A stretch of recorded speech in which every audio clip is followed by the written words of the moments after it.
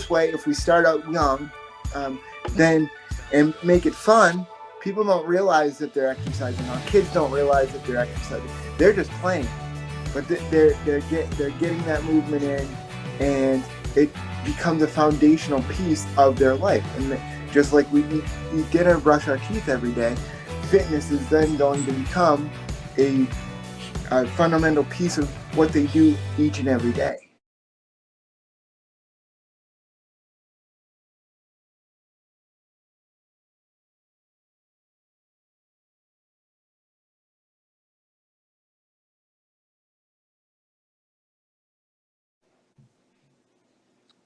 Hi, everyone, and welcome to our podcast, Special Needs on the Table, with your host, Alyssa Apostolopolous. And me, Yomi Karade. Today, we are very excited to delve into the topic of health and wellness. And we thought that in no better way, we're going to kick off than to have a guest who has devoted his life to it. Yes, we want to welcome James Norris of HandiCapable Fitness to our podcast. Hi, James. Hey, thank you so much for having me. Really appreciate it, guys. Thank you. So let's get right into our questions and learn more about you. So can you tell us more about yourself and your background? Okay, sure. So I am 36 years old, and I have cerebral palsy. I was diagnosed with cerebral palsy after a botched hernia surgery at the age of about 1.5, but wasn't technically diagnosed till around the age of 2. And then I went on to, after graduating from high school, went on to work in radio, where I worked for 7 years here in the Boston area. Was laid off, fell into a depression that I'm sure we'll get into a little bit later, and ended up launching Handi Capable Fitness, a nonprofit organization that helps people with disabilities get up, get active, and get moving. That's absolutely wonderful. So what inspired you to become involved in the fitness community?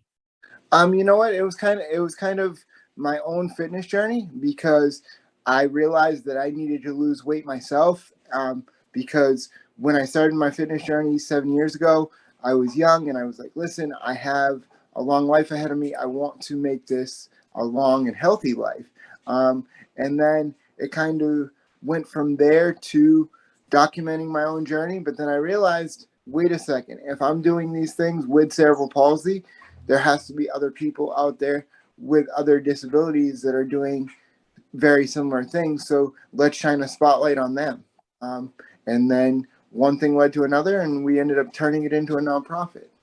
Yeah. So tell us more about HandiCapable Fitness. What really inspired you creating it? Was it this, personal journey, and where does the name come from?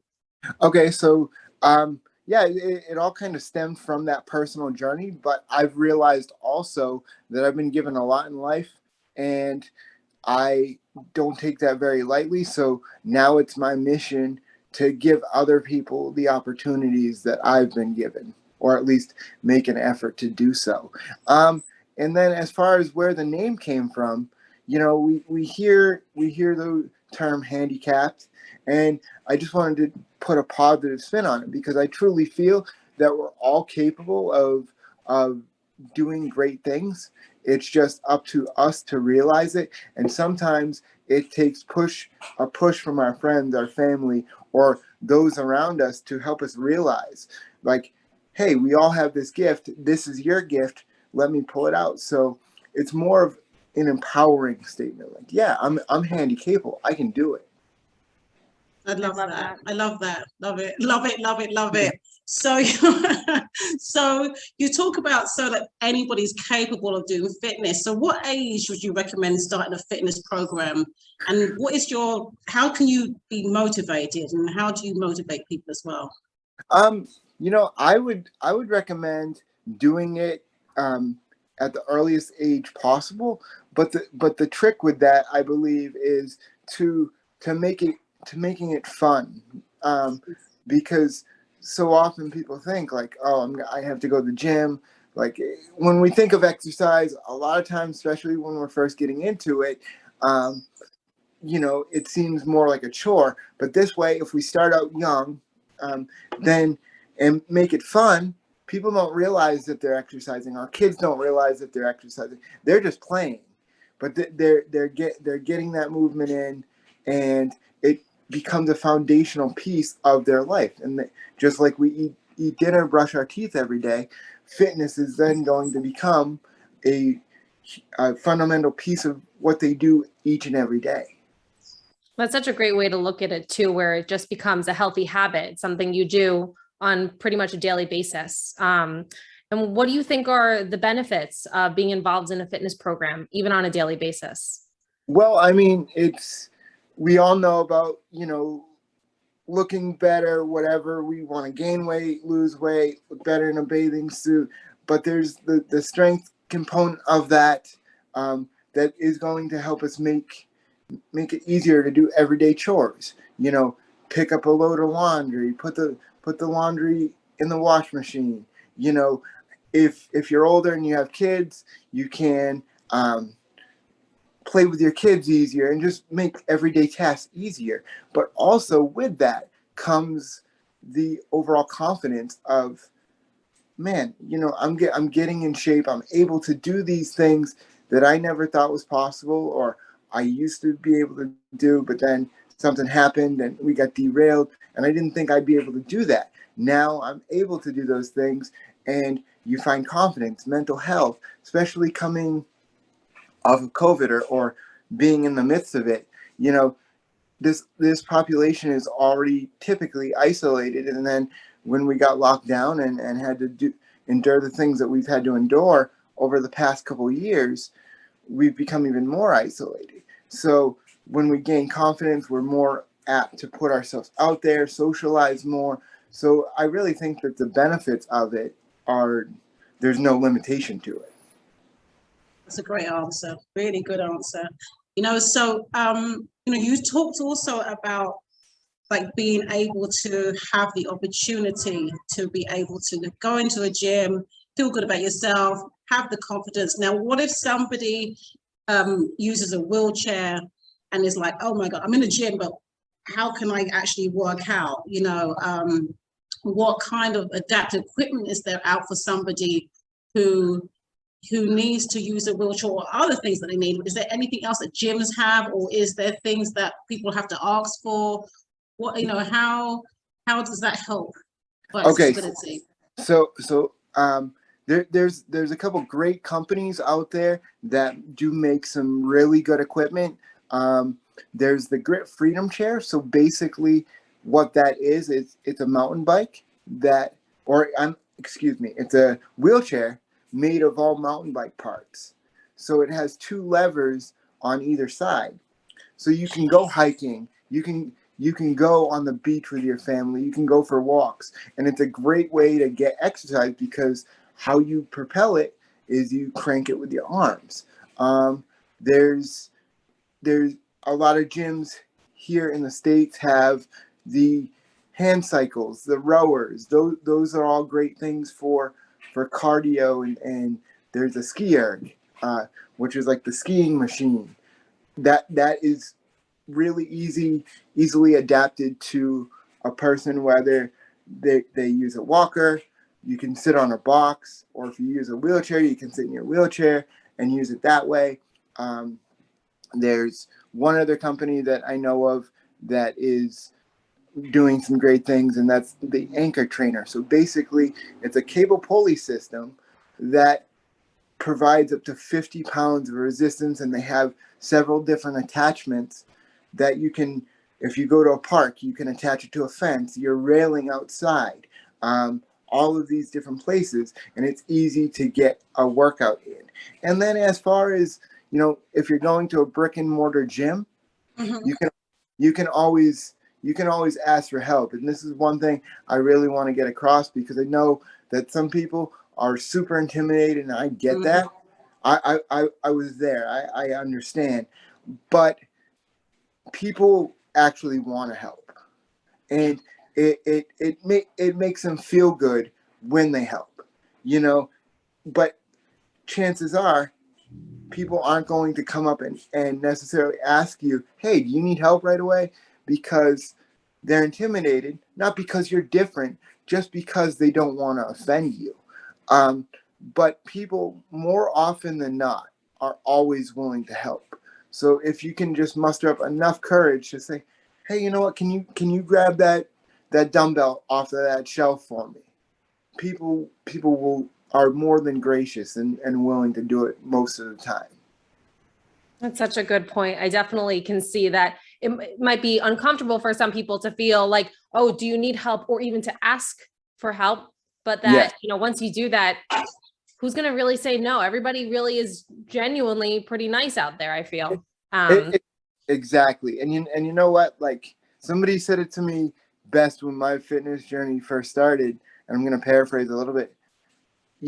When we go into a new place, it doesn't necessarily need to be a gym. Chances are people aren't even looking at you the way that you think they are, because they're in there working on themselves, or fast forward to 2022, they're probably looking at their phone. Isn't that the truth? So it's just, and think about it this way: people don't know what they don't know. So if you muster up that courage to say, hey, you know what, I need a little help here, would you mind? That opens up the door to communication and education. So when you leave and you go about your day, and then that person runs into another handy capable person, they're more apt to go up and make that first move to help out, because they had that interaction with you, and now they feel more at ease, and they're more willing to help, because they realize, hey, this person's just a person there in here working out just like I am. Yeah, it's so clear that you are passionate and well-versed in the fitness world. Can you tell us a little bit more about your greatest passions and some of your accomplishments? Well, first of all, thank you for that. That's some high praise to live up to, but I'll do the best I can. But I'm very passionate about helping other people. That's what wakes me up every day. Because, like I said earlier, I've been given a lot in life, and I realize I no longer look at cerebral palsy as a disability or a disadvantage. In fact, no, I look at it as it's my superpower, because chances are when I go into a gym, or or a restaurant, or whatever the case may be, I probably will be the only person in there in a power chair. So instead of looking at it as, oh man, people are going to look at me because I'm in this power chair, I look at it as it's a conversation starter, and it's an opportunity to help educate, like I said in the previous answer, and open people's eyes, because they don't know what they don't know. But going back to what my biggest accomplishments are, I'd probably have to say my own personal weight loss of 65 pounds over the past 7 years, and then professionally, it's HandiCapable Fitness was able to give out 4 grants this past year to different handicapable athletes and people, so that they could go out and chase their dreams of whatever it was that they wanted to do, and what it is that they wanted to pursue. And then just the other day, I was able to speak at South by Southwest, had the opportunity to do that, which is a big media and tech conference in Austin, Texas. I did that with Livestrong.com, and we actually talked about adaptive fitness technology. And it was really eye-opening, and it was great to get out there and help educate and tell people, hey, the handicapable population is out here too, and we're here to work out. So Wow, so you are just an amazing inspiration to all of us. So you achieved so much. What else what are you looking to still achieve? Anything else? Well, what do we want to achieve? We want to just we see HandiCapable Fitness as being a global resource for different handicapable individuals, and not only the handicapable individual, but also their families, to help educate them, so that when they have meetings with schools, with occupational therapists and physical therapists and that sort of thing, they know, like, hey, listen, this is what you're qualified for, in terms of they'll come in and see you 4 days a week, but oftentimes the schools won't tell you that, because it comes down to money, right?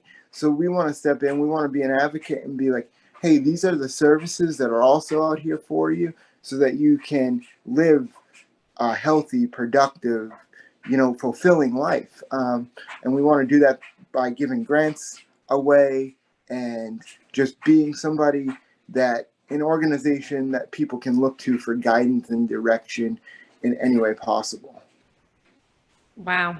I mean, it's an incredible organization that you've created here. Are there any people in particular who helped you reach your goals? Yes. So there is a couple different people. First of all, let me backtrack just a little bit. The list is way too long to really go on and mention everybody, so I apologize. But there's a few staples, and it's my coaches, Craig Seidenglantz, Ken Whittier, Erica Walker, and Travis Stevens. So let me break down who those people are in particular. So Ken Whittier is a strength and conditioning coach who I started to work with 3 years ago and really helped build that foundation. Then Craig Seidenglantz is also another strength and conditioning coach who, built on what Ken and I did and helped me be able to walk with a walker, which I haven't done in years up until that point. Erica Walker used to work for Spartan, the obstacle course racing company, and she created the Para-Spartan race that I participated in a few years back, and she's been a big, huge mentor for HandiCapable Fitness. Then I also do jiu-jitsu, and Travis Stevens is my coach and mentor when it comes to that. So all these people combined have helped me reach the goal, but really, like I said before, the list is super long, and there's no way I could get everybody in there. That's great. That's great.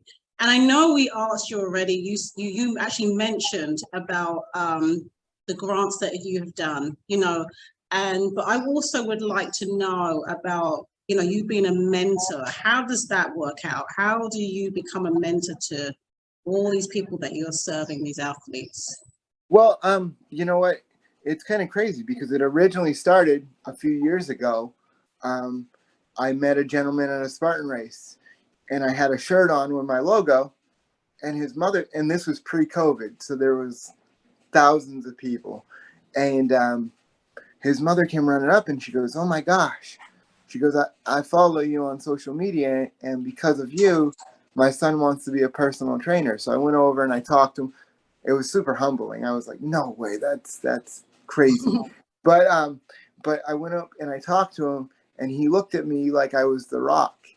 And right then and there, I knew that's what I was supposed to be doing. And ever since then, our relationship has grown. I've gone out. He lives in Idaho. I live in Boston. I've traveled there to go see him. And then I mentor another little boy in Connecticut who I met in a Billy's Expo trade show. And one thing led to another, and we stay in contact through FaceTime. People can get in contact with me for the mentoring stuff through HandiCapableFitness.com. They can email or send an Instagram message. I'm very responsive on that. I'm just here to serve as many people as I can. That's amazing. Really amazing. So it sounds like people who are following you on Instagram already are inspired. And, what other results have you had from people being involved in HandiCapable Fitness? You were able to give out grants for those who were involved and wanted to do more. Tell us a little bit more about those results. Yes. So like I said, we've been able to give out 4 grants this year, and we have some other stuff in the works. But probably the most humbling things is most of the people I mentor are younger ages, and I've had parents actually come up and tell me, since you've worked with my child, you've opened up doors and you've shown them, that just because they have said disability, and it doesn't even need to be cerebral palsy, it can be spina bifida, amputation, amputee, whatever the case may be, struggle recognizes struggle. And it's about meeting people where they're at, finding out what their what their talents and gifts are, and pulling it out of them and putting it in front of their face on the table and being like, hey, you're a really good writer. So we're going to get you a speaking coach, and we're going to help you craft your story so that you can become an activational speaker. And it's all of those success stories, parents coming up to me, the HandiCapable individuals that we've been blessed enough to give these grants to, saying, hey, I never thought I could do a Spartan race, or I never thought I could do surfing. But because of HandiCapable Fitness grant, I was able to travel and do surfing for the first time. And you see that light bulb go off in their head, and next thing you know, they have a passion for it and they keep going. That is the most rewarding thing.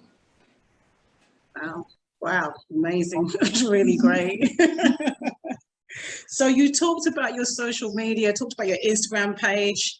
I also got my son here, by the way. So if he talks, my son is here. Water. Yeah, say hello to everybody. Kobe's come on the show, of course. I love it. Go to Florida. Yeah, he wants to go to Florida. We're actually in May. In May, okay. So we're going to get in the airplane. All right. So we're here in DR at the moment. It's hot and sweaty. So so he's taking over the show. He has autism, so he has to be part of everything that I do. Always appears. Hey, that's okay. We love it. Wouldn't have it any other way. Yeah, thank you so much. So, I follow you on social media. So how does that help you to share about your struggles? You have some wonderful quotes. I repost these all the time. Thank you. Yeah, I just repost them because it's like, these are amazing.